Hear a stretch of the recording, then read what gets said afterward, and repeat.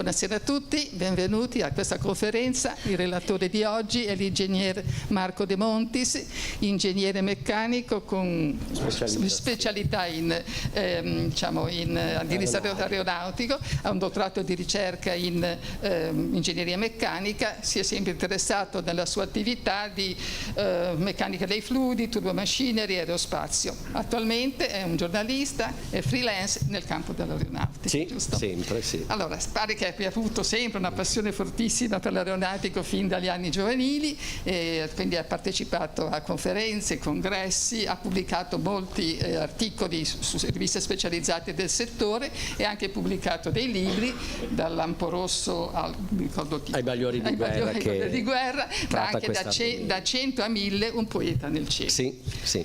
In questa conferenza tratterà chiaramente di aeronautica, e in particolare tratterà di aeronautica degli anni 30, quando l'Italia ebbe molti successi, l'aeronautica italiana, ma poi successe che quando cominciò la seconda guerra mondiale, quindi con la potenza degli alleati, questi successi, questi primati svanirono. Ci spiegherà che cosa è successo appunto in quei campi e in quel campo, e quindi farà un confronto sulla tecnica aeronautica, aeroplani e industria degli opposti schieramenti. Lascio la parola all'ingegnere De Montis. Grazie mille davvero, intanto per essere appunto ospite, così relatore nell'Accademia Ligure, che è davvero un onore per me. Proprio, tra l'altro parlavamo un attimo fa della tradizione del 1798, anno di fondazione, e non è da poco, è anche secondo me importante ricordare sempre i luoghi, la storia, la tradizione, le radici, e poi la nostra città, insomma, chi la conosce bene sa che soprattutto in quel periodo, ma anche molto prima, perché più o meno diciamo dai tempi delle crociate fino poi a tutto, quasi tutto, diciamo, il Novecento, siamo sempre stati un po' la culla del commercio, della finanza, dell'industria, cosa che uno magari non si ricorda. Parlano tutti di Fiat eccetera, ma ad esempio di Ansaldo o tante altre aziende genovesi se ne parla molto meno. L'Ansaldo è stata fondata nel 1853, quindi insomma la Fiat è stata fondata nel 1899, quindi c'è una bella differenza. E Genova era appunto un polo tecnologico, industriale, lo è tuttora dai tempi già della rivoluzione industriale. E l'argomento, appunto, come ha già accennato in modo efficace la professoressa Saccone, è praticamente questo decennio dal 1933 al 1943, che ho voluto affrontare dopo aver scritto 200 articoli su varie riviste su aerei, sia militari, civili, contemporanei, storici, come in questo caso, e perché è uno dei più significativi nella storia dell'aviazione in generale, e in particolare anche per la nostra industria aeronautica e per la nostra aeronautica in generale. Qui ho voluto raffigurare appunto inizio e fine di questo periodo, perché appunto, come si accennava prima, una parte fondamentale è il confronto con quello che era il mondo aeronautico fuori dall'Italia. Particolarmente il mio intervento verterà sugli alleati, quindi l'impero britannico, sottolineo impero britannico perché all'epoca era il più grande impero della storia, si estendeva appunto da Canada, Antille eccetera fino all'Australia, e questo secondo me è un aspetto che non è, cioè molti gli storici ovviamente ce l'hanno molto chiaro, ma spesso e volentieri viene un po' lasciato perdere. Invece è molto importante, e anche Winston Churchill aveva sottolineato più volte, che anche nel famoso periodo in cui il The Darkest Hour, l'ora più buia, quindi Dunkerque 1940 e primavera del 40, maggio più o meno, aveva anche fatto, tra i suoi grandissimi discorsi da grande oratore qual era, un rimando all'impero britannico, perché se anche Londra, se anche le isole britanniche saranno praticamente conquistate, arriveranno da oltremare le risorse e anche scusate, i nostri coloni, chiamiamo colonizzati, eccetera, che combatteranno per la nostra patria. E questa cosa è molto importante per capire anche la connotazione molto diversa che c'era fra il regime fascista e i governi sia americano che britannico. E qua vedete appunto, andando un po' più nel dettaglio, questo è un SIAE Marchetti o Savoia Marchetti, perché poi le denominazioni delle aziende cambieranno nel corso degli anni. L'S55X. X vuol dire, e già lì si capisce un po' com'era l'ambiente, 10° anno dell'era fascista, e si parla quindi del 1900, in realtà la crociera aerea del decennale avrebbe appunto dovuto essere nel 1932.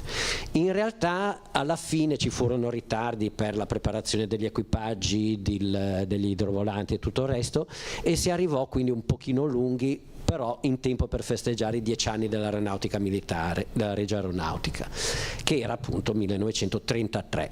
E questa famosa crociera del decennale fu un evento epico, ma veramente epico, ma non solo in Italia, perché Balbo, che era stato anche un abile propagandista e indubbiamente un personaggio, come si direbbe adesso, iconico, quasi da social, ci fossero stati social allora, era sicuramente uno dei più, diciamo, versati nell'arte così di propaganda, della presentazione, ed era un fervente ammiratore degli Stati Uniti d'America.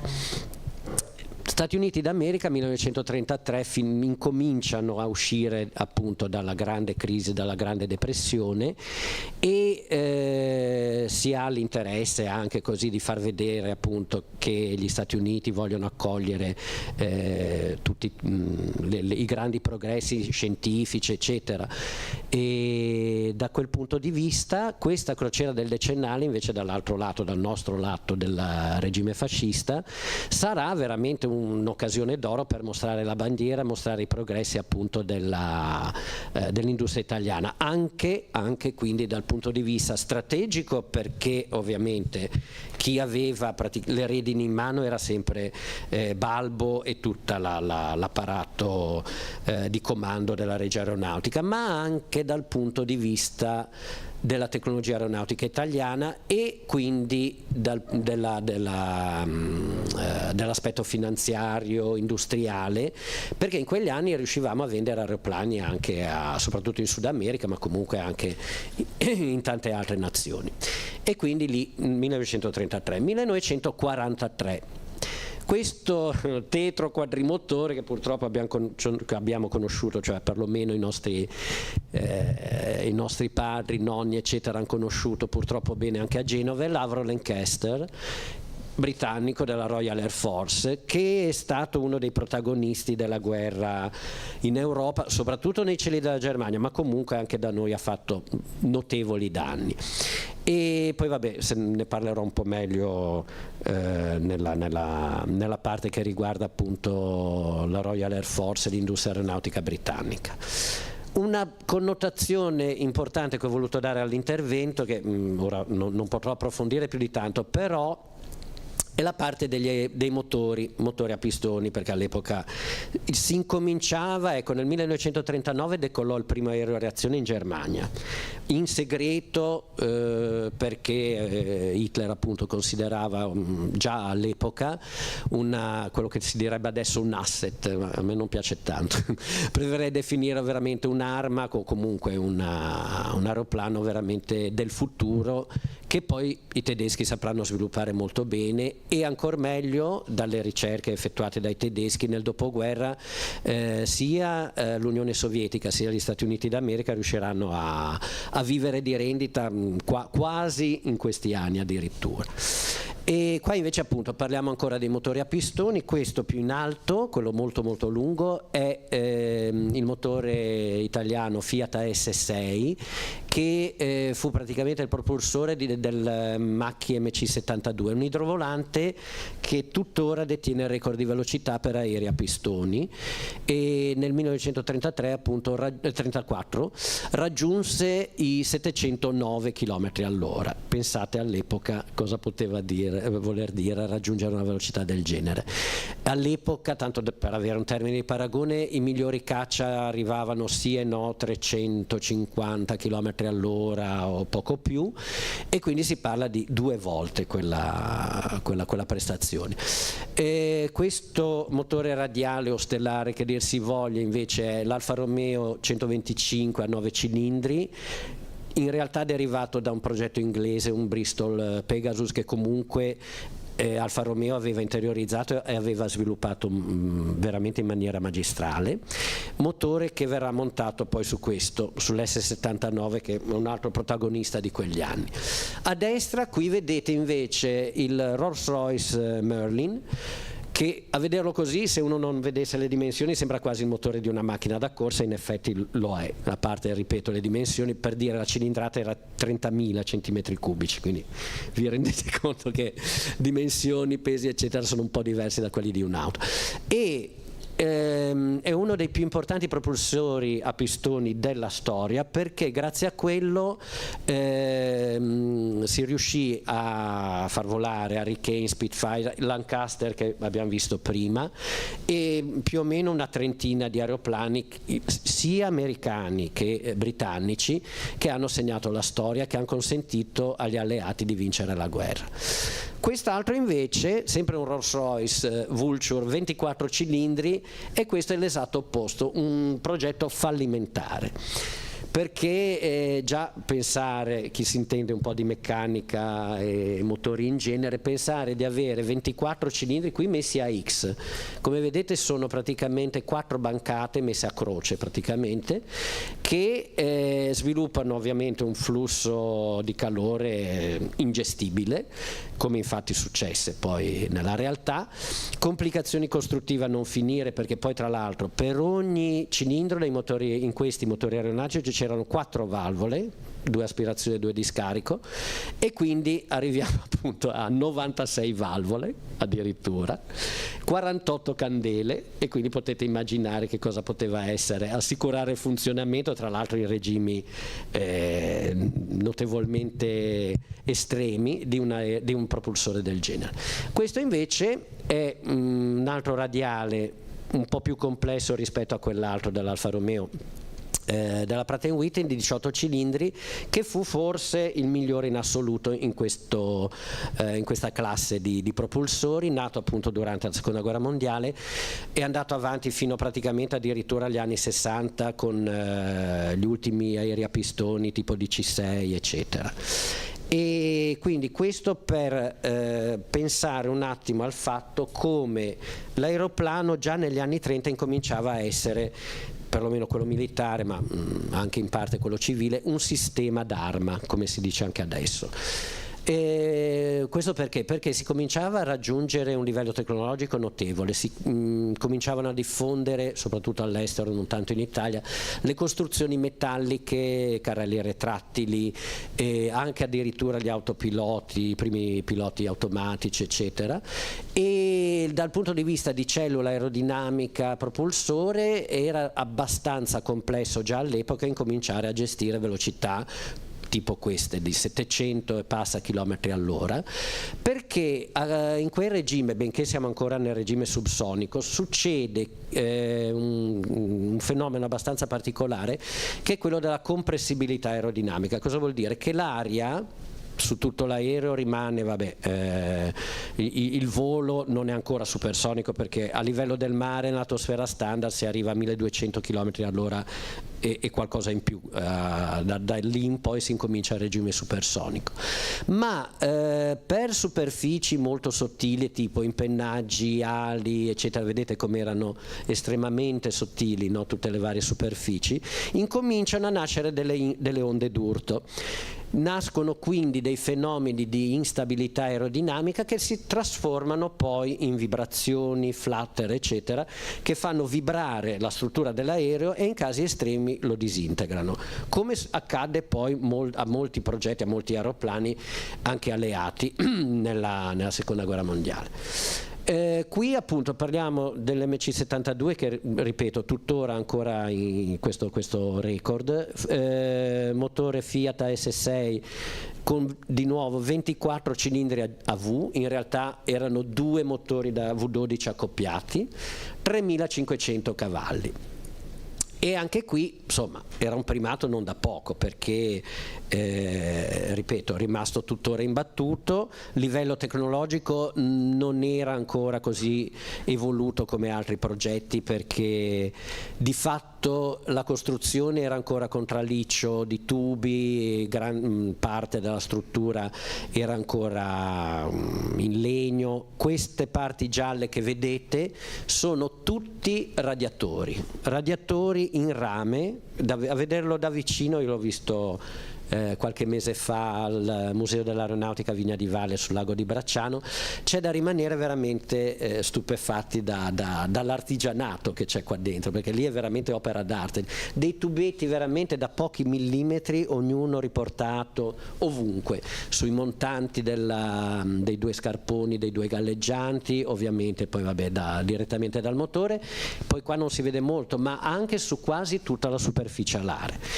E questo, ecco, sì, bella tecnologia, bella idea, ma se vogliamo invece andare a vedere l'aspetto bellico è fallimentare, perché qualsiasi colpo anche di piccola mitragliatrice ovviamente lo mette fuori combattimento in 2 secondi, un aggeggio del genere. Però ecco, da quel punto di vista comunque la ricerca in ambito strutturale e soprattutto aerodinamico che fece l'ingegner Castoldi della Macchi sarà poi preziosa per i progetti successivi dei primi cacciamacchi già nel 40-41. Questo invece è l'altro aspetto, il ride del decennale, la traversata dell'Atlantico in formazione nel 1933 di 24 idrovolanti SEAI S-55X. Qui è Orbetello. Orbetello era la base di Italo Balbo e della famosa Centuria alata. Poi ovviamente qua ho voluto anche riportare un po', diciamo, l'aura storica di questi termini, no? Perché le parole sono importanti, nel senso che fa capire com'era appunto questo regime che dava sempre enfasi in tutti gli aspetti per celebrare appunto l'italico valore e tutto il resto. Qua comunque c'è da dire che spesso, ecco, poi sappiamo bene com'era il regime fascista, cioè ben poca sostanza, si vedrà purtroppo con la guerra. In questo caso c'è da dire che invece di sostanza ce n'era molta, perché ora qui non si vede benissimo, ma questo è praticamente l'abitacolo dell'S-55 dove c'erano 2 piloti, e questo è lo scafo, questa è la parte destra, e vedete questo pannello. Il pannello, per uno che ha un po' di dimestichezza anche con gli aerei da turismo, non è poi così diverso da quello di molti aerei ancora, cioè tuttora in servizio, ovviamente per collegamenti brevi oppure per rotte appunto inferiori, per dire a 500 km giù di lì. Una cosa importante che comunque era riuscito Italo Balbo ad avere era praticamente il pilota automatico, un sistema di navigazione di estrema precisione e ovviamente un ponte sia radio sia anche di ricerca e soccorso della Marina Militare. Se pensate a fare una trasvolata del genere in formazione, poi è chiaro che quando c'è nebbia, quando c'è brutto tempo, è chiaro che la formazione non rimane quella delle frecce tricolori, ma in partenza, decollo e tutto il resto, e anche in atterraggio, anche per questioni diciamo di propaganda, si presentavano informazioni dei grossi idrovolanti. L'ala era da 25 metri, il pilotaggio non era poi ovviamente così facile, e soprattutto un punto fondamentale che sarebbe stata la chiave di volta per i nostri piloti per riuscire a tornare sano e salvi dalle missioni, la navigazione.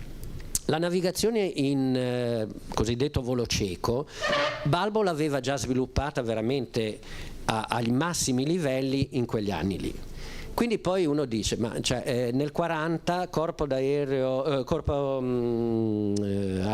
italiano in Belgio era arrivato dopo 2 mesi addirittura dalla data stabilita, avevano perso completamente la rotta, spesso e volentieri sia i bombardieri sia i caccia italiani andavano così alla cieca perché non avevano nessun addestramento e nessuna strumentazione. Quindi 33 40 cosa è successo? È successo che, vabbè, in parte perché Italo Balbo venne poi silurato tra virgolette dal duce, perché venne poi esiliato in Libia come governatore, perché Mussolini aveva capito che gli dava veramente fastidio, era, ripeto, un po' un grande antagonista dal punto di vista anche politico, e non solo politico, perché poi l'aspetto anche sia di propaganda ma soprattutto anche industriale, lui lo sapeva governare molto molto bene, avrebbe probabilmente voluto stringere anche degli accordi con gli Stati Uniti dal punto di vista industriale, e questo poi era incompatibile ovviamente con le idee del duce, quindi esiliato e si è perso quel patrimonio di fatto, o comunque è rimasto, diciamo, per una esigua elite. E questo invece lo vedete anche nel poster che ho portato, il CI Marchetti, il CI S79 Sparviero, che io ho voluto chiamarlo bombardiere a sua insaputa, perché in realtà era nato come aereo civile. Adesso lo definiremo, diciamo, un executive, un business jet, cioè questo non era jet, ma comunque un aereo, diciamo, da VIP, ecco, chiamiamolo così, che avrebbe dovuto entrare in servizio con l'ala Littoria, l'antenata dell'Alitalia, e anche lì di nuovo c'era un aspetto commerciale molto importante, perché all'epoca incominciavano a essere molto popolari i collegamenti aerei, certo per un'elite ristretta, ma soprattutto poi alla luce dell'impero, tutte le varie rotte a lungo raggio con Asmara, con la Libia eccetera, sarebbero state di nuovo un altro bel business da quel punto di vista, e c'era di nuovo il confronto con l'estero, la Francia, la Gran Bretagna e anche la Germania, anche perché la Lufthansa cominciava a essere già una grossa compagnia in quegli anni. Quindi per spingere poi sia l'aspetto commerciale che, ripeto, quello strategico, perché all'epoca un aereo da trasporto si poteva convertire non benissimo ma comunque abbastanza in maniera efficace in un bombardiere, e quindi a quel punto c'era anche l'altra valenza militare. Nel 1937 praticamente c'è questo RAID, questa gara internazionale a cui partecipa ovviamente l'Italia, Gran Bretagna, Francia, ma gli Stati Uniti, che forse erano quelli più titolati, a loro non interessava granché perché volevano sviluppare di più le rotte interne, quindi il trasporto commerciale direttamente negli Stati Uniti, e volevano quindi impegnarsi di più da quel punto di vista. Comunque resta il fatto che concorrenti ce n'erano e come. E questo trimotore, che aveva già un'aerodinamica abbastanza avanzata, dei propulsori molto validi che erano i famosi Alfa Romeo 125, riesce ad assicurarsi una vittoria proprio veramente spettacolare su questa gara Parigi, Damasco e Istres, Parigi e Damasco senza scalo e altrettanto Damasco-Istres, dove riesce appunto a strabiliare per le prestazioni notevoli sia di velocità sia anche di autonomia, che in maniera tale da stimolare l'interesse della Regia Aeronautica, che lo vuole convertire in bombardiere.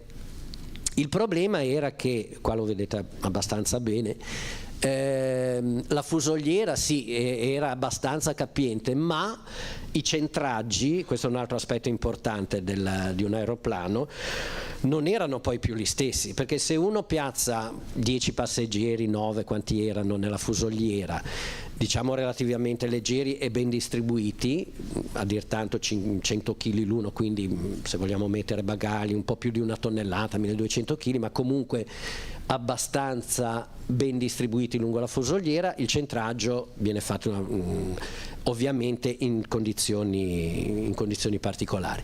Se invece voglio ottenere un bombardiere, devo avere la stiva bombe, che ovviamente deve essere vicina al baricentro.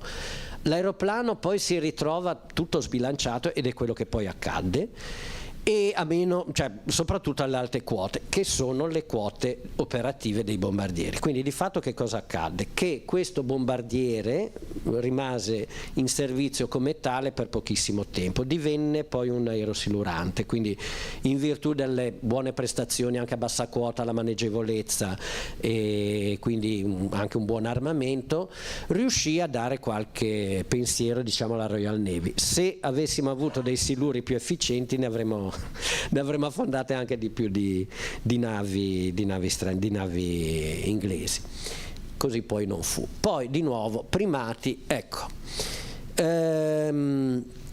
Qui abbiamo questo aeroplano che a me piace tantissimo perché sembra quasi uscito dai fumetti, nel senso che ha questa navicella molto piccola dove ci sono i due piloti, pilota e meccanico, perché all'epoca poi il secondo pilota faceva anche da ufficiale di rotta, meccanico perché poteva anche salire, cambiare candele, cose del genere, cioè in condizioni estreme, ma riuscivano anche a far quello. E poi quest'altra piccola navicella dove è ospitato appunto il motore, un altro V12 Fiat, molto affidabile, con un'elica spingente. Vedete qui che l'aerodinamica è sì semplice, però è già abbastanza sofisticata, perché profili aerodinamici, il fuso aerodinamico classico è fatto proprio così, e quindi hanno ripetuto, l'ingegnere Alessandro Marchetti, che era uno dei più valenti progettisti dell'epoca, aveva fatto questo aeroplano con la minima resistenza possibile, avendo un'ala che qua purtroppo non possiamo vederla bene, ma un'ala veramente molto molto grande, quasi da diventare un tutt'ala, tipo quelli che, vabbè, i vari B2 che poi vediamo adesso dopo tutti con missioni ben diverse. Ma il concetto di tutt'ala, diciamo che qua era ancora in embrione e veniva bilanciato con degli impennaggi molto molto esili, molto leggeri, per avere il massimo dell'efficienza aerodinamica, tant'è che questo aereo riuscì a percorrere 8.100 km senza scalo. Questo vuol dire però praticamente un giorno e una notte, perché la velocità era quella che era. Quindi pensate appunto, tra l'altro, ecco, la rotta era da Roma, Centocelle, fino praticamente qui al Brasile, ma in teoria era questa, ma in pratica fu ben più tortuosa, e qui in mezzo, nell'Atlantico meridionale, è una zona ancora adesso estremamente critica per le temporali, turbolenze, e tant'è che un po' di anni fa un Airbus A330, praticamente per colpa di questi cumulonembi che arrivavano addirittura a 15.000 metri, questo temporale che fu veramente eccezionale, precipitò. Questo, ripeto, era ancora, non mi ricordo, 2010, comunque un po' di anni fa, ma un aereo di linea con tutta la tecnologia che hanno, e purtroppo appunto ebbe un esito fatale. Pensate nel 1928, vedete, dal 3 al 5 luglio addirittura, questi piloti praticamente bevendo e mangiando quello che potevano e soprattutto cercando di dormire, perché ovviamente ci vuole una concentrazione notevole, riuscirono a percorrere questa rotta così ardua, proprio, quasi sempre sul mare, e quindi con notevoli condizioni, cioè con condizioni meteo davvero molto molto critiche.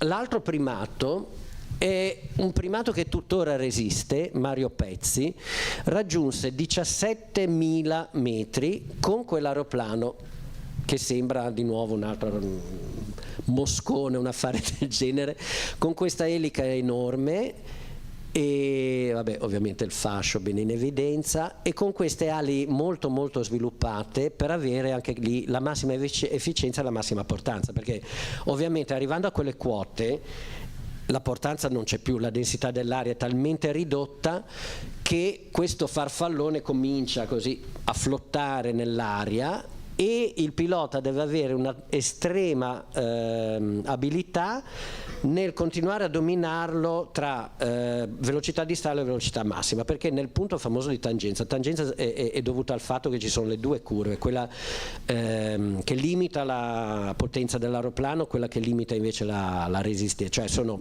praticamente una curva aerodinamica e una curva di potenza.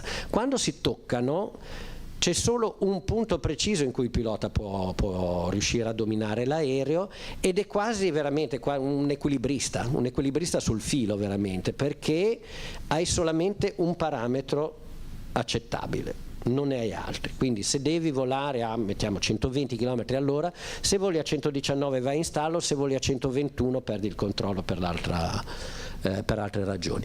E ovviamente come hanno fatto a risolvere il problema della quota, quindi dell'ossigeno eccetera, con questa specie di capsula che sembra quasi uscita dal capitano Nemo, qualcosa o 20.000 leghe sotto i mari, dove questo pilota veniva rinchiuso. Quindi anche lì non vedeva niente, non sentiva niente, non c'era radio, non c'era nulla, ed era veramente una specie di astronauta. Cioè a me piace un po' assimilarlo ai primi astronauti che non avevano una grande certezza di tornare a terra, e lui altrettanto. Infatti ho voluto riportare le parole proprio del racconto di Pezzi quando c'era stato questo famoso record. Sono a 12.000 metri, c'è lassù un senso di solitudine tristissimo, perché probabilmente era consapevole di essere talmente al limite che avrebbe potuto lasciarci la vita. Ci si sente isolati, abbandonati e in balia di se stessi. E questo per rimarcare il fatto quanto fosse importante il fattore umano. Tuttora lo è, anche con tutta la tecnologia che hanno gli aeroplani eccetera, ma la valenza del pilota esiste sempre. In questo caso era veramente fondamentale, perché era la differenza fra riuscire a compiere certe missioni oppure lasciarci la vita. Quindi da quel punto di vista, di nuovo, questo è del 1938, altro primato imbattuto per aerei a pistoni. E insomma 1938, 22 ottobre, manca ben poco all'entrata in guerra dell'Italia, quindi anche lì di nuovo si potevano sviluppare tecnologie per avere cabine pressurizzate o comunque tutti i dispositivi che servivano per fare missioni ad alta quota, fondamentali per i bombardieri ma comunque anche per i caccia, ma anche lì rimase tutto lettera morta. Questo forse è uno degli esempi più come dire, catastrofici, chiamiamolo, emblematici di quello che fu disperso in quel periodo.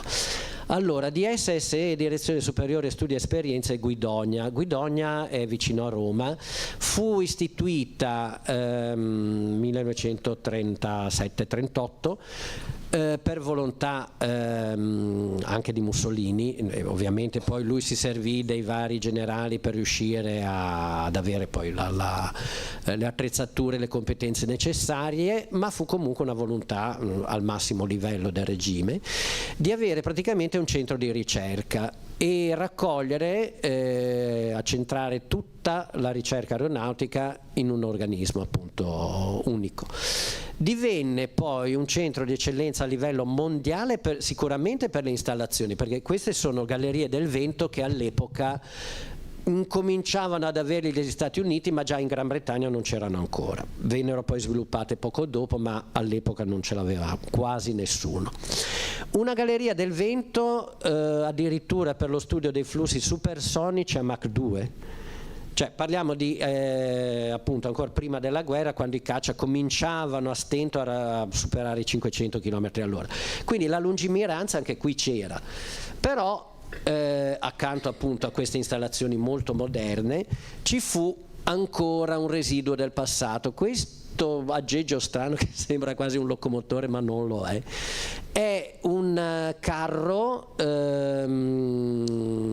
carro che veniva attrezzato con vari sensori eccetera per studiare il flusso, una vasca, ecco, praticamente assomiglia un po' a una vasca navale, e venne sviluppato per studiare galleggianti e tutto il resto, anche scafi diciamo integrali degli idrovolanti, quando si sapeva già che l'idrovolante insomma non avrebbe avuto ancora un gran futuro. Ecco qua punctum dolens, l'industria aeronautica italiana. Allora, dopo tutti questi bei discorsi, primati di quota, di velocità e tutto il resto, cosa succede? Succede che dal 1935, penso che molti storici facciano coincidere diciamo il declino e l'inizio della tragedia del fascismo con la campagna d'Etiopia, perché in effetti sottrasse, e poi subito dopo la guerra di Spagna, perché sottrasse una quantità enorme, ma veramente enorme, adesso non so le cifre, bisognerebbe poi andare negli annali per riuscire a riparametrare, ma quello che potrebbero essere, non so, forse decine di miliardi di euro o anche più attuali, per riuscire appunto a finanziare piloti, aeroplani, vettovaglie, rifornimenti, benzina, ricambio e tutto il resto, per una campagna di conquista dell'Etiopia che ovviamente a migliaia di chilometri di distanza con i mezzi dell'epoca potete immaginare quanto arduo fosse.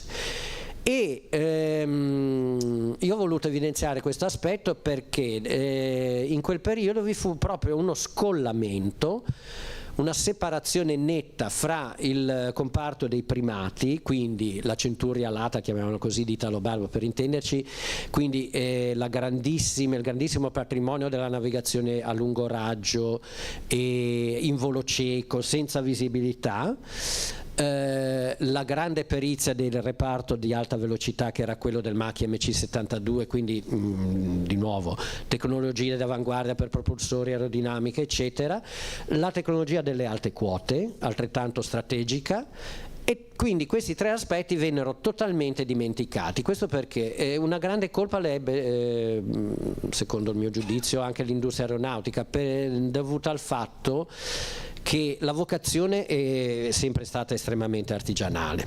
Adesso poi vi farò vedere la tabella, ma vi anticipo i dati. Dal 39 al 45, anzi 45 non si hanno praticamente più dati perché ci fu questo disastro dell'8 settembre e tutto il resto, e soprattutto il 45 fu praticamente un po' la fine di tutto e le industrie aeronautiche italiane non riuscirono quasi più a costruire nulla. Comunque dal 39 al 45 l'industria aeronautica italiana costruì poco più di 11.000 aeroplani. Per dare un'idea, un solo modello, il B-24, il Consolidated B-24 americano, un bombardiere quadrimotore molto simile a questo, fu costruito in 18.000 esemplari e in totale tutta l'industria aeronautica americana raggiunse 350.000 aeroplani. Quindi 350.000 solo gli Stati Uniti, 11.000 noi, e l'Inghilterra circa la metà degli Stati Uniti. Quindi come mai di nuovo?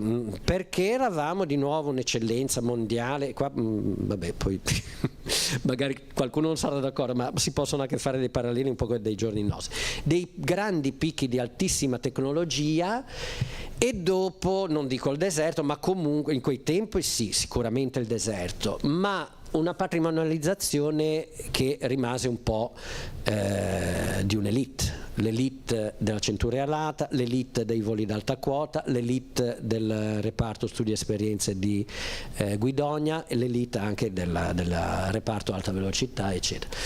Questi sono 4 aerei che ho preso un po' come esempi, no, di quello che era la tecnologia italiana del periodo. Qua c'è il tanto vituperato Fiat CR42 Falco per biplano, caccia biplano. Vituperato perché? Perché nel 1938 praticamente tutte le aeronautiche mondiali utilizzavano oramai monoplani con carrello retrattile. Ma questo è contemporaneo, nonostante le apparenze, praticamente, anzi forse aveva volato addirittura un anno prima, l'Air Macchi C200 Saetta, che per l'epoca, e anche confrontata con le migliori realizzazioni del periodo, non è che straniere, non era poi da disprezzare, anzi era un validissimo caccia, molto maneggevole, anche affidabile. Aveva un grosso limite nell'armamento, come tutti i caccia italiani per i primi anni di guerra, costituito da 2 sole mitragliatrici calibro 12,7.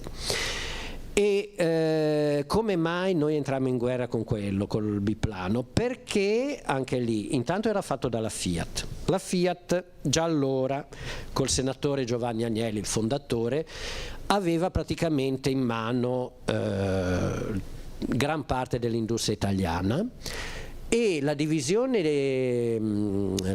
appunto aviazione aeronautica, Fiat Aeronautica, che poi inglobò altre realtà un po' più piccole, fu praticamente molto simile come gestione alla parte, diciamo, automobilistica, che qualcuno ricorderà la Fiat Balilla, no? Quella lì è proprio l'identificazione totale col regime, e lì fu la stessa cosa.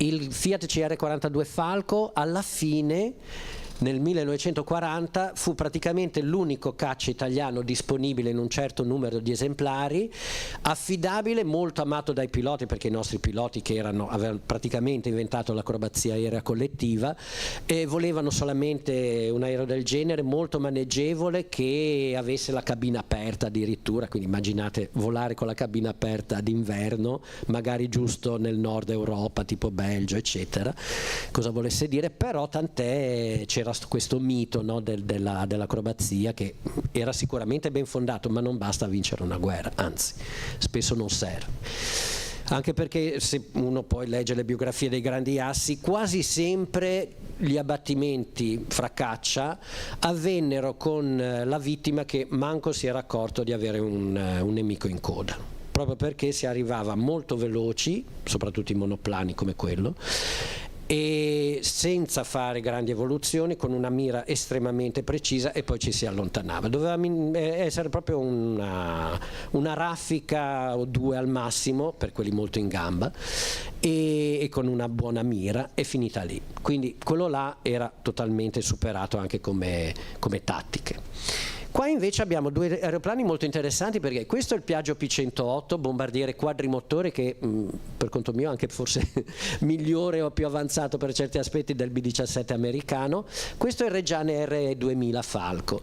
Allora, questi 2 aeroplani, combinazione, ebbero 2 progettisti che riuscirono a maturare una buona esperienza negli Stati Uniti, Casiraghi e Longhi, che giusto dalla metà degli anni 30 ebbero lunghe permanenze negli Stati Uniti. E quindi anche lì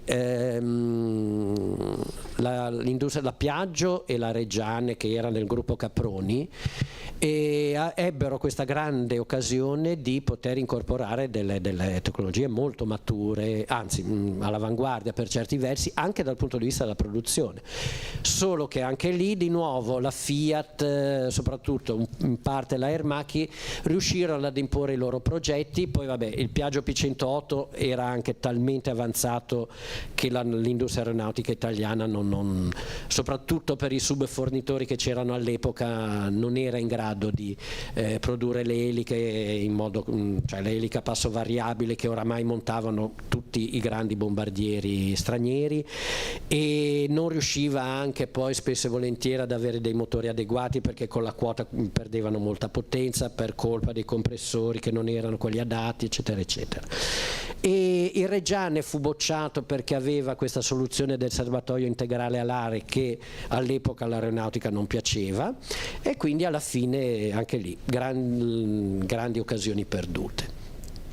Ecco, qui avevo già accennato brevemente prima quanti danni portò la campagna d'Etiopia. Quello è un Caproni CA-101 che fu un po' il protagonista di quella campagna, usato anche come bombardiere, e anche poi la campagna di Spagna del 38, che questo è il CR-32, che riuscì a collezionare un altissimo numero di vittorie, perché i nostri piloti comunque erano molto ben addestrati. Il nemico poi aveva ben poco addestramento e degli aerei che non erano affatto validi, e tanto per dire il rapporto abbattimenti-perdite fu di 10 aeroplani a 1, cioè 10 vittorie per i piloti italiani contro una sola perdita. Questo fu poi una condanna perché pochi anni prima dell'entrata in guerra i vertici della Regia Aeronautica dissero ma allora, cioè i nostri piloti sono bravissimi, i nostri caccia biplani sono il massimo della tecnologia, quindi entreremo in guerra col biplano. Qua di nuovo, ecco, qua abbiamo qualcosa di meglio, qualcosa di più moderno, quella a sinistra, infatti vedete le forme già molto più moderne, simili a quelle anche di, che ne so, P-51, Spitfire, eccetera. Aermacchi C-202 Folgore, bellissimo tra l'altro come linea, visto dal vero è davvero notevole. Reggiane R2001, e che è sempre derivato da quello di prima, e questo è il motore V12 Daimler-Benz DB605 che è esposto al museo dei motori di Palermo di un mio carissimo amico, l'ingegner Genchi. Nel 35-36 ci fu un'altra direttiva abbastanza dissennata dell'aeronautica in cui si obbligò praticamente i progettisti e i motoristi sia di aerei che di aeroplani di praticamente puntare tutto sui motori radiali raffreddati ad aria, quelli stellari che avete visto all'inizio, e non è che fosse dissennato dal punto di vista tecnico in sé, ma perché è molto affidabile, molto più semplice, molto più resistente ai danni in combattimento, ma il problema era che non riuscivamo poi ad avere delle potenze adeguate. L'unica serie di caccia italiani comparabili come caratteristiche e prestazioni a quelli stranieri, soprattutto a quelli degli alleati, fu quindi la generazione di questi, una generazione fu questa, MC202, Reggiane 2001, e quella successiva di aerei molto simili, Reggiane R2005, Fiat G55 e MC205, che è quasi identico a quello, che erano veramente ottimi caccia grazie al fatto che si riuscì ad avere la licenza di costruzione del V12 Daimler-Benz dalla Germania, prima il DB601 poi il DB605, che finalmente diede ai progettisti italiani la possibilità di avere motori molto più potenti, 1300, 1500, 1600 cavalli, che potevano quindi consentire a questi aeroplani di arrivare anche a 650 all'ora, avere poi nella serie successiva anche un armamento più pesante con 2 cannoncini, cosa che invece gli altri, cioè gli alleati, avevano fatto fin dal 40, dal 39.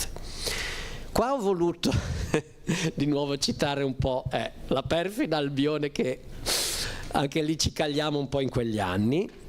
Aveva iniziato, ecco, un'altra cosa che poi ho voluto anche inserire in questo libro che poi da cui ho tratto questa presentazione, togliere un po', cioè demitizzare quelli che furono i grandi miti degli aerei alleati americani, britannici, eccetera eccetera, no? Lo Spitfire, Lancaster, P-51, B-17, allora all'inizio della guerra i britannici non avevano ancora questo Avro Lancaster quadrimotore, avevano un altro aereo molto simile, Avro Manchester che sia, bimotore, che aveva quei 2 famosi motori Rolls-Royce a 24 cilindri. Gli inglesi, allora, concettualmente il bimotore è anche più efficiente del quadrimotore perché si risparmiano 2 motori, la resistenza aerodinamica è inferiore, peccato che in guerra poi non conti solo l'aerodinamica, il coefficiente di resistenza e tante altre cose, ma conti soprattutto l'affidabilità e riuscire a tornare a casa. Se uno ha 4 motori ne fanno fuori uno, ne ha 3 ce la fa, se invece ne ha solamente 2 ne fanno fuori uno, diventa tutto più difficile. Quindi cosa successe? Tanto per dare l'idea di come era la mentalità anglosassone, questo famoso Avro Manchester lo collaudarono e ebbe sempre problemi, entrò anche in linea, fu veramente un disastro per colpa dei motori. A quel punto i progettisti della Avro e anche ovviamente i vertici della RAF dissero: ma trasformiamolo in quadrimotore, gli mettiamo 4 V12 Merlin che sono super collaudati, li abbiamo già messi su 20 altri tipi di aerei, e infatti dall'aereo fallimentare che fu, si arrivò ad avere forse il bombardiere più efficiente della seconda guerra mondiale. Quindi anche lì cos'è? L'integrazione, diciamo, del sistema, nel sistema d'arma, di propulsione, aerodinamica, struttura e tutto quanto, e la capacità anche di tornare indietro sui propri passi, dire questa soluzione è fallimentare, basta, buttiamola via e ricominciamo da capo. Stessa cosa per questo, lo Spitfire, che forse è stato il caccia più famoso della seconda guerra mondiale britannico, è quello famoso dei The Few di Churchill che salvarono appunto dall'invasione nazista appunto la perfida Albione. In realtà poi, se uno va a vedere gli annali della Royal Air Force, questo aeroplano, il caccia, che fu indubbiamente uno dei migliori caccia dell'epoca, all'inizio ebbe una marea di problemi, tant'è che andando a vedere le statistiche, anzi più di 2/3 degli aerei tedeschi abbattuti furono abbattuti dall'Hawker Hurricane, che era un aereo abbastanza simile ma un po' più arretrato dal punto di vista strutturale, che però aveva sempre il famoso Rolls-Royce Merlin. Lo Spitfire era un aereo veramente all'avanguardia come struttura, e per metterlo a punto e produrlo in grande serie ci volle veramente parecchio tempo. La battaglia d'Inghilterra era già andata, passata, eccetera. E cosa accadde? Accadde che, memore appunto del fatto che questo conflitto purtroppo, come sappiamo, fu veramente un divoratore, un tritacarne allucinante di uomini, mezzi, vettovaglie, logistica di ogni genere, eccetera.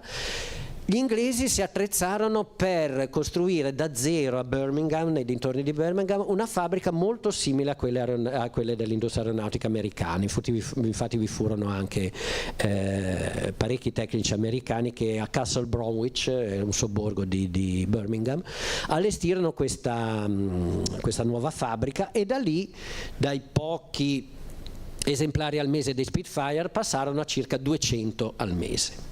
Ma il bello poi deve ancora venire. Qua vabbè, ecco, qui ho voluto raffigurare i principali aerei che ebbero il Rolls-Royce Merlin. Vabbè, uno è l'Avro Lancaster, che era già illustrato prima. Questo era l'Halifax, che ebbe una sorte simile, anche quello doveva essere bimotore, ma quando i progettisti del Landley Page videro che cominciavano ad esserci problemi seri di affidabilità di questi Vulture, eccetera, intervennero immediatamente e non fecero neanche volare il prototipo bimotore, ma andarono direttamente con questo quadrimotore. Questo a sinistra, azzurro così bellissimo, è il P-51 Mustang, e ricordatevi questo particolare della presa d'aria. Questa presa d'aria è quella che alimenta poi i carburatori del motore. Lì c'è di nuovo una cosa interessante, e questo è lo Spitfire che abbiamo visto anche prima. Qua invece, ecco, vediamo gli Stati Uniti d'America, il grandissimo potenziale, 300.000 aeroplani in 3 anni. E qui ci sono un po' i protagonisti della guerra dell'aeronautica americana. B-24 Liberator ancora adesso detiene il record di bombardiere più prodotto della storia, con 18.000 erotti esemplari, poi considerando una versione derivata superiamo i 20.000. B-17 della Boeing, 12.000 erotti anche questo. Il B-25 Mitchell, che era un bimotore, che ebbe un ruolo molto importante anche nella campagna italiana e anche in Normandia, e di nuovo un P-51 Mustang, qui di nuovo B-17. Questo è il P-38 Lightning, che fu anche lì uno dei tanti miti, falsi miti no, ma comunque miti che ebbero invece grossi problemi.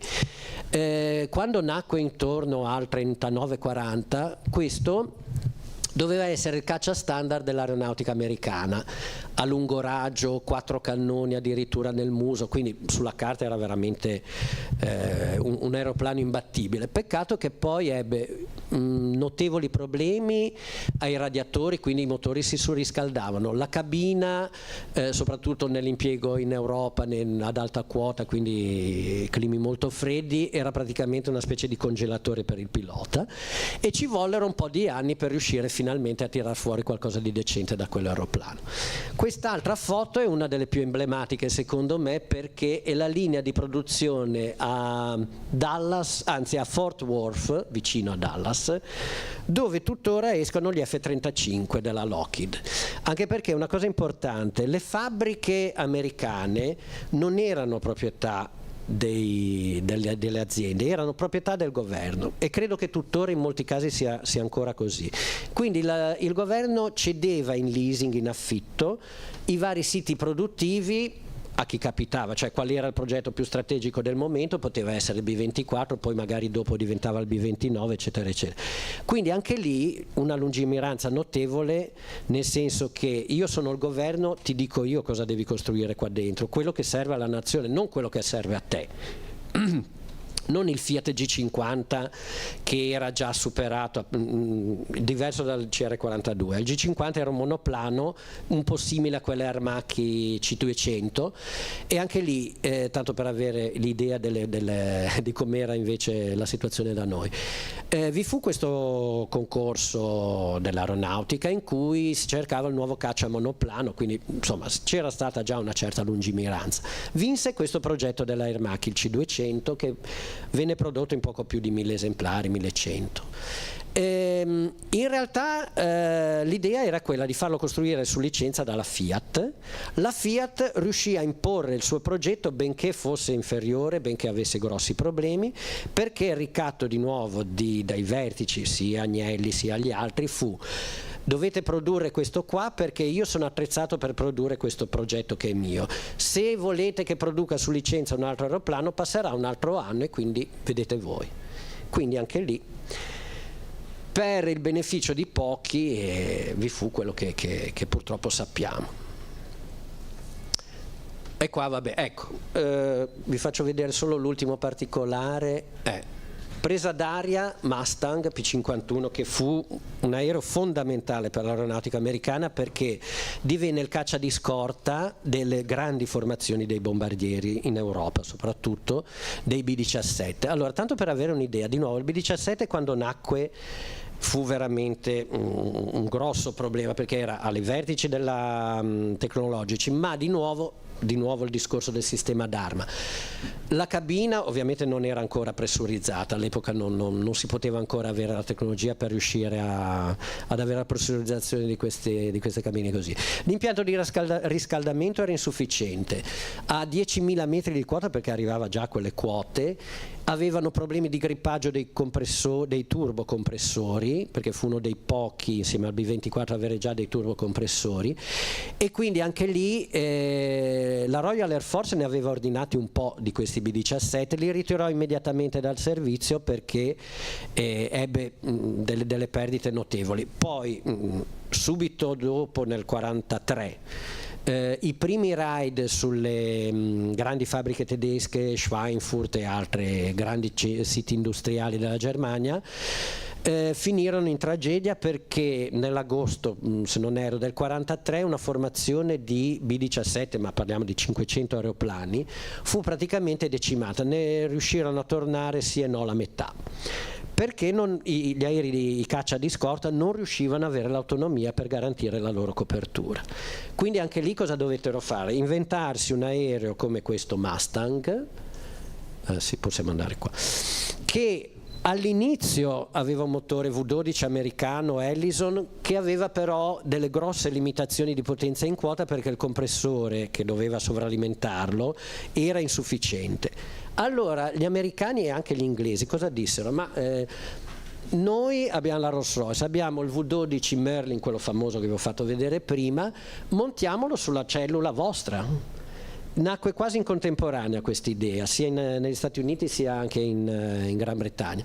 A quel punto questo aeroplano si trasformò da più o meno 600 km all'ora di velocità massima, cambiando solamente il motore arrivò a superare i 700 km all'ora. Dalla quota operativa che poteva girarsi intorno ai 7.000 metri superò gli 11.000 metri di quota. Quindi di nuovo la valenza dell'integrazione, cioè gli alleati furono veramente alleati. perché se da una parte appunto gli inglesi cedettero alla cellula del Mustang questo motore, dall'altra parte gli americani con questo famoso Liberator, questo qua, ne consegnarono più di 1200 giù di lì alla RAF, e furono fondamentali per vincere la battaglia dell'Atlantico, in virtù della raggio d'azione, eccetera. Questa è la tabella di produzione, quello che vi avevo un po' anticipato. Stati Uniti dal 39, che tra l'altro, se andate a vedere, cominciamo ad aver qualcosa nel 42, e 42, 43, 44, guardate che razza di produzione, soprattutto 43, 44, nel 44 si arriva a quasi 100.000 aeroplani, 96.000. Il famoso B-24 che avevo fatto vedere prima, da un solo stabilimento ne usciva uno all'ora, un quadrimotore da bombardamento, uno ogni ora, ed era uno stabilimento della Ford, quindi nato per l'automobile, a Willow Run nel Michigan, vicino a Detroit. Tenete conto che oltre a questo stabilimento i B-24 venivano anche fatti dalla Douglas, North American, Consolidated, quindi 5 stabilimenti mobilitati solo per quell'aeroplano là. E questo spiega 20.000 aeroplani in 3 anni, solo di quel tipo, e i 325.000. Germania 120.000 circa, l'Unione Sovietica anche ebbe un grande incremento di produzione, 157.000, Gran Bretagna 131.000, Giappone 76.000, che insomma per essere anche lì una nazione con risorse limitate non era da poco, e noi 11.000. Questo purtroppo spiega tante cose. Questo vabbè, una citazione così di quello che ho sviluppato appunto come lavoro, che tratto da questo libro che mi ha impegnato per parecchio tempo ed è un po' il compendio di tutta questa ricerca che ho fatto in questi 2 anni più o meno, ecco. Bene.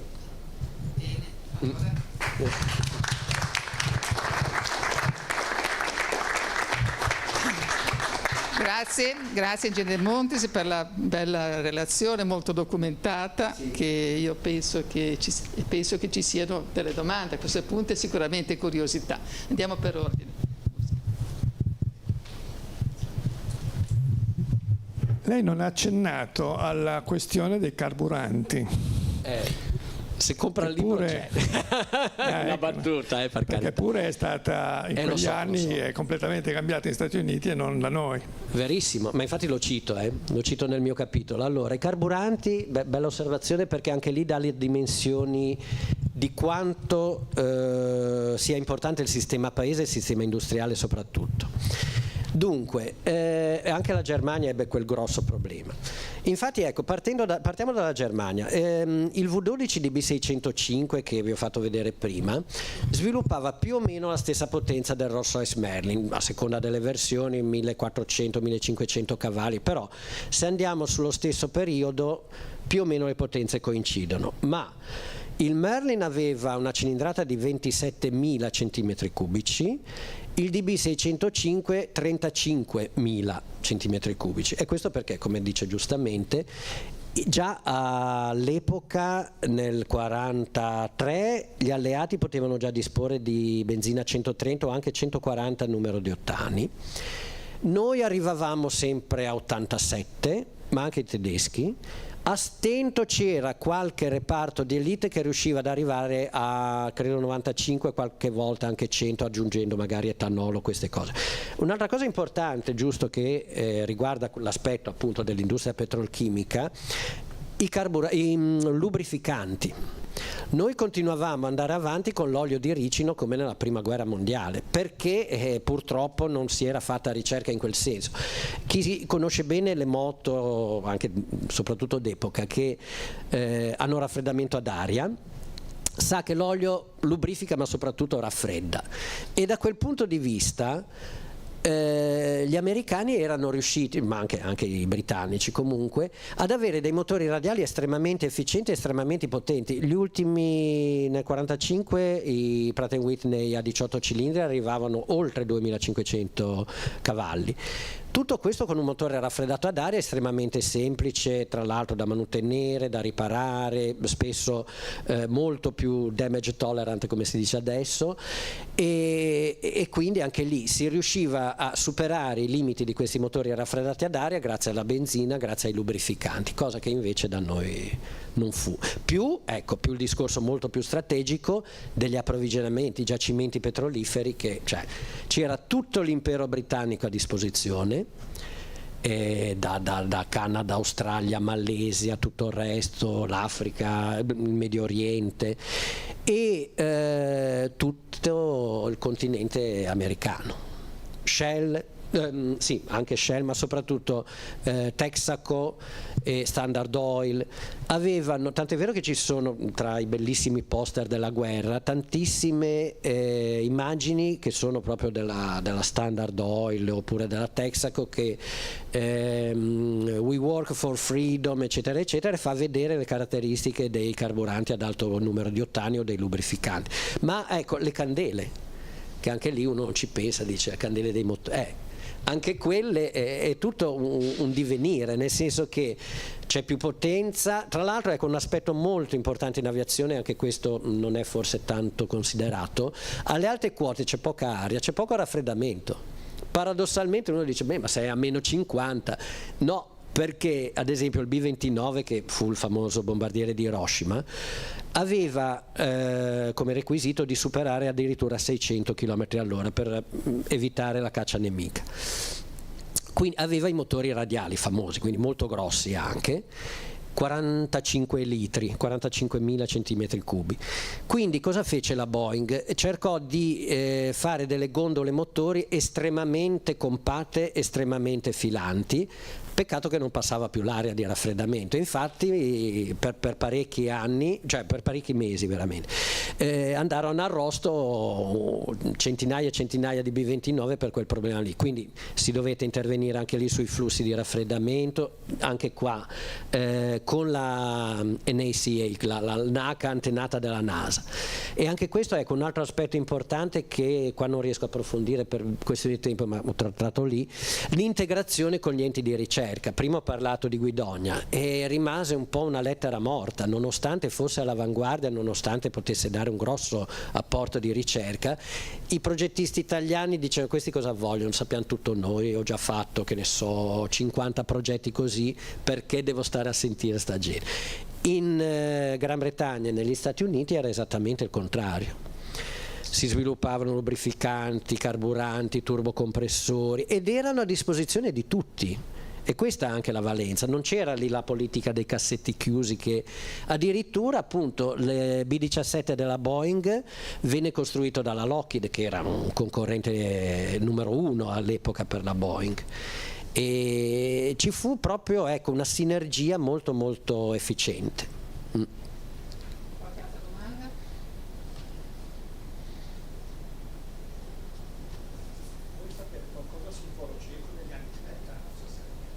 Ah, sì, ho sentito comunque. Volo cieco negli anni 30. Sì, che strumenti usavano, che precisione poteva avere. E poi volevo sapere, le fabbriche in Italia della Fiat non venivano bombardate ciclicamente?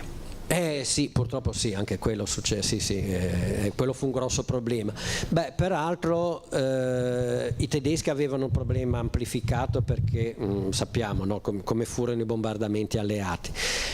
E i tedeschi però riuscirono, in parte, a risolvere il problema, a parte quel capitolo veramente orrendo dei lavori forzati eccetera, ma praticamente mettendo le fabbriche dentro le famose miniere di sale sotterranee e, ecco, un aspetto importante, parcellizzando molto le lavorazioni, un po' come fecero gli americani.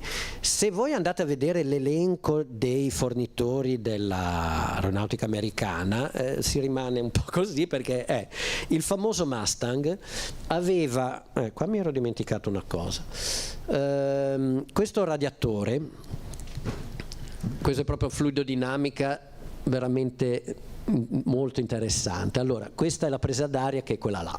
2, entra l'aria fredda in alta quota e piano piano lambisce.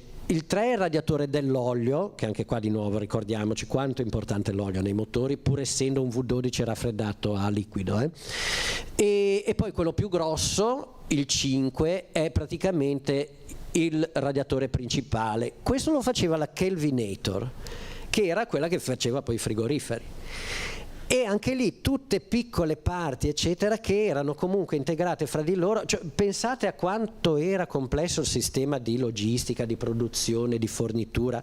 Addirittura, ecco, una cosa molto importante, questo studio della fluidodinamica si chiama effetto Meredith. Tra l'altro viene applicato anche in qualche Formula 1 di adesso. Cosa succede? Succede che arriva l'aria fredda, qui vedete un condotto che è molto ristretto, poi la sezione diventa molto più grande, è un divergente, siamo in regime subsonico, quindi rallenta la corrente fluida. Rallentando la corrente fluida, lambisce il radiatore caldo, poi quando quest'aria molto più calda va a finire nel condotto convergente, accelera, sottrae calore e dà una spinta. Quindi praticamente questo, che fu applicato in molti aeroplani da caccia, anche nei nostri, ma qua fu veramente mirabile l'applicazione. E praticamente questo aeroplano, per quello che riguardava appunto la resistenza aerodinamica di quella della presa d'aria in particolare, aveva praticamente addirittura una spinta in più, che veniva data era quantificabile almeno dipendeva dalle condizioni di volo, ma anche 250-300 cavalli in più. Quindi pensate anche quello come era sofisticato. Quindi anche lì uno studio che era nato in Inghilterra fu poi perfezionato negli Stati Uniti e venne poi applicato di nuovo in maniera magistrale sul mast. Un'altra cosa, questo caccia era fatto dalla North American. All'epoca, poi vabbè, diventerà famosissima nel programma Apollo per il modulo vero e proprio della capsula, ma all'epoca era quasi sconosciuta, faceva piccoli aerei da addestramento, ma grazie al fatto che aveva un'equipe tecnica decisamente formidabile con ingegneri sia aerodinamici, strutturali eccetera, e veramente molto brillanti e molto giovani e quindi innovativi, riuscì ad avere poi appunto un progetto vincente da quel punto di vista. Quindi anche lì pregiudizi zero.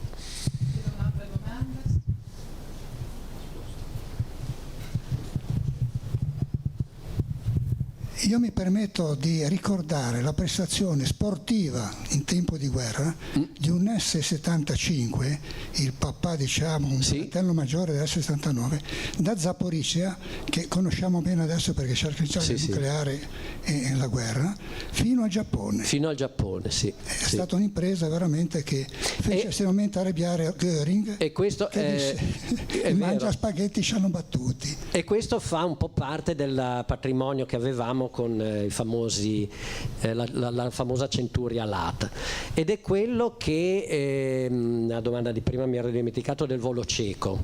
Il volo cieco, allora gli strumenti avevano un orizzonte artificiale Bendix, che Balbo era riuscito, grazie alle sue amicizie negli Stati Uniti d'America, a montare appunto, era uno dei primissimi, perché il 33 praticamente la Bendix di nuovo era appena nata, ecco anche lì vabbè, poi ci sarebbero discorsi a non finire, gli equipaggiamenti così di navigazione. È un'altra conferenza, però anche lì l'integrazione appunto di esperienze che arrivavano anche dall'estero, perse irrimediabilmente.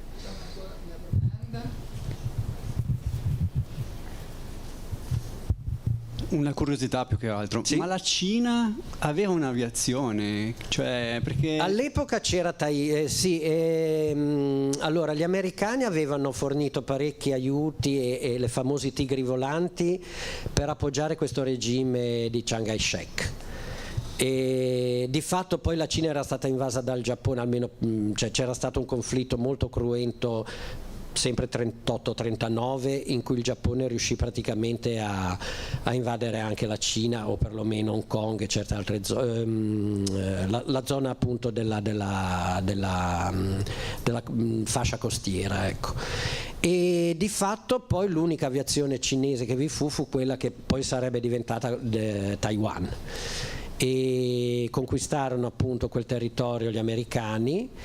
E anzi, addirittura ben prima di Pearl Harbor, poco prima di Pearl Harbor, le tigri volanti, quelle famose dei P-40 con queste bocche di squalo, erano proprio state addestrate per combattere lì contro i giapponesi, sì. Basta così? Nessun'altra domanda? Ah, ce n'è ancora una. Forse sì. E poi arriva. Marco, tu quando dici del 35 in cui ci fu un depauperamento tecnico, d'accordissimo, aggiungo un fatto secondo me importante, che iniziarono anche le leggi razziali, quindi ci fu un depauperamento del 38. Sì. Però iniziarono qualche si incominciò anno già, prima, sì. fermi. Le persecuzioni iniziarono molto prima, è vero. E quindi ci fu un depauperamento tecnico sia dal punto di vista di tecnici, ma anche di persone militari che non potevano più operare. È vero. E questo è un punto molto importante, perché poi la Regia Ingegneria andò a perdere molte delle sue conoscenze, certamente, a favore proprio di Inghilterra, America e tutti gli altri paesi che riuscirono a portare nelle loro case Poi vi fu anche, Marco, una grandissima miopia da parte dei vertici allora, nella patria di Guglielmo Marconi i nostri caccia all'inizio, comunque per almeno fino al 41, non avevano la radio. Addirittura i pochi caccia che avevano la radio, i piloti la consideravano talmente inutile, che comunque aveva anche grossi problemi di affidabilità, che la sbarcavano per mettere più munizioni. Questo la patria di Guglielmo Marconi. Mentre invece ad esempio gli inglesi, che appunto sono sempre stati lungimiranti, a parte la catena dei radar, che fu un'idea veramente molto molto decisiva, no? La catena dei chain home, e si vede magari in film di guerra o altri documentari, ci sono questi grossi tralicci, sembrano tralicci dell'alta tensione, in realtà erano già radar. E infatti durante la battaglia d'Inghilterra vi fu questa valenza fondamentale, che appena praticamente i caccia tedeschi incominciavano a decollare dalla costa francese, immediatamente il Fighter Command della RAF riusciva a disporre subito tutte le formazioni, cioè c'è, che ne so, 600 decimo squadron basato a Norfolk, che era la parte magari più meridionale, andate per prua, che ne so, 220 eccetera eccetera, troverete la formazione nemica più o meno al largo delle nostre coste, a 20 miglia, quello che sarà. Cioè era veramente fondamentale, cioè parliamo del 40, sì, più o meno. Quindi voglio dire, c'era veramente una valenza strategica che io la attribuirei anche al fatto dell'impero, cioè che ha, come l'impero romano, è riuscito a conquistare un impero tra l'altro così vasto come gli inglesi, ha una visione a lungo termine, una visione oltre l'orizzonte, secondo me, che si ripercuote anche sulla scienza di fatto. E lì c'è da dire che appunto chapeau alla perfida Albione. Va bene, c'è ancora una domanda? Dunque, lei ha citato il discorso di Churchill in cui si affermava che posto che l'Inghilterra fosse stata occupata si poteva proseguire la guerra nell'impero. È interessante ricordare che era la stessa impostazione che il generale De Gaulle, che era allora sottosegretario alla guerra, cercò di fare accettare dal generale Weygand, che era capo di Stato Maggiore. Non ci riuscì, allora passò all'opposizione. E per quanto riguarda Italo Balbo, se ricordo bene, Balbo andò anche in Unione Sovietica, no? Sì, in Crimea, sì. Ecco, sì, così come c'era andato anche Umberto Nobili, che è un altro protagonista di un altro versante della scienza aeronautica, un'altra ipotesi, ecco, sì. Verissimo. E a proposito di Umberto Nobile c'è da dire che giusto, lì siamo un po' prima di questo periodo, anni 20, e non era affatto così scontato che l'arma del futuro fosse davvero l'aeroplano, anzi, se andiamo a vedere anche lì obiettivamente, perché io cerco sempre di calarmi nel contesto storico, cioè un dirigibile può portare, all'epoca poteva portare un carico utile anche di 10 volte di un aeroplano, quindi bombardiere, cioè io penso più al dirigibile negli anni 20 che ad aeroplani veri e propri, però anche lì era in balia delle correnti. Poi vabbè, incominciavano già a esserci un po' di dubbi già quando ci fu la famosa tenda rossa, eccetera, la tragedia del dirigibile Italia, eccetera.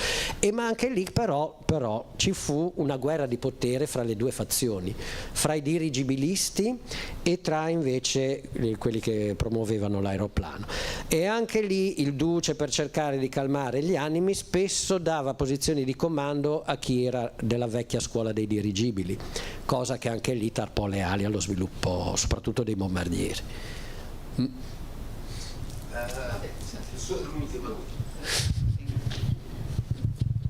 Fa piacere che insomma c'è un pubblico molto dinamico, molto attento e dinamico.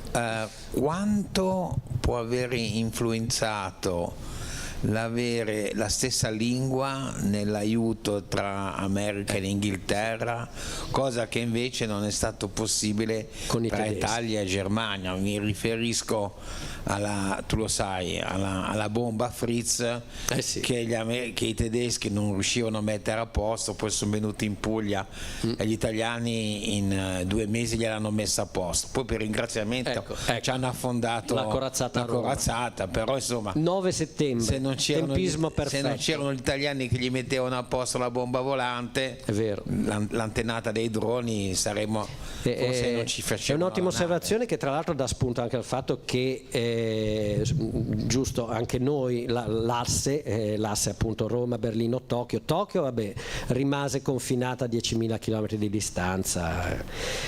E vabbè, ma le collaborazioni fra Italia e Germania si limitarono appunto nel campo aeronautico a questo famoso Daimler-Benz 601-605 e poco altro. Tra l'altro anche lì, a proposito dei radar, per quanto riguarda i radar montati sugli aeroplani, i tedeschi erano anche più avanti degli inglesi, perché poi vabbè, gli inglesi riuscirono poi a compensare verso la fine della guerra, ma all'inizio molti caccia tedeschi, soprattutto i bimotori Bf-110, avevano fatto strage di bombardieri britannici grazie al fatto che avevano il radar, e fu veramente una debacle notevole per l'Inghilterra, e da quel punto di vista anche lì cominciarono di nuovo ad accelerare lo sviluppo del Lancaster e di questi grandi quadrimotori che potevano volare più in alto, proprio per cercare di guadagnare terreno rispetto a questi caccia. Quindi di nuovo anche lì quella tecnologia dei radar, perché i tedeschi non la cedettero?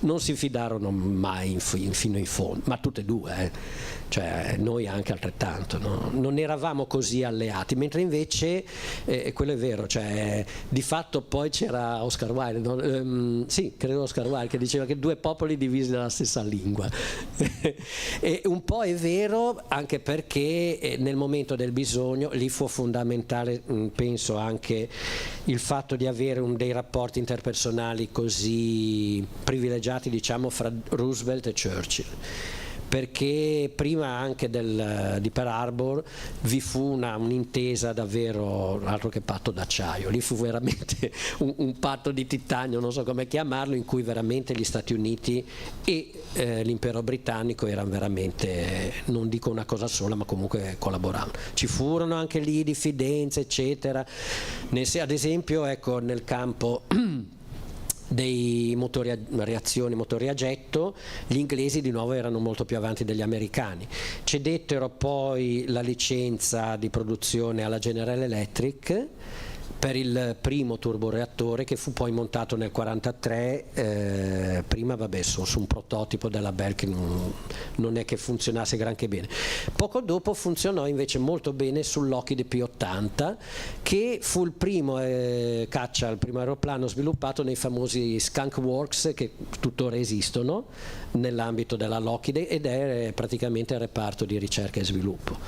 Quindi anche lì, cioè, si è seminato veramente in profondità in quegli anni. Cioè, se adesso soprattutto gli Stati Uniti hanno questa supremazia tecnologica, viene da lontano, viene da quel periodo appunto in cui si fondarono le basi praticamente per l'aeronautica moderna, ecco.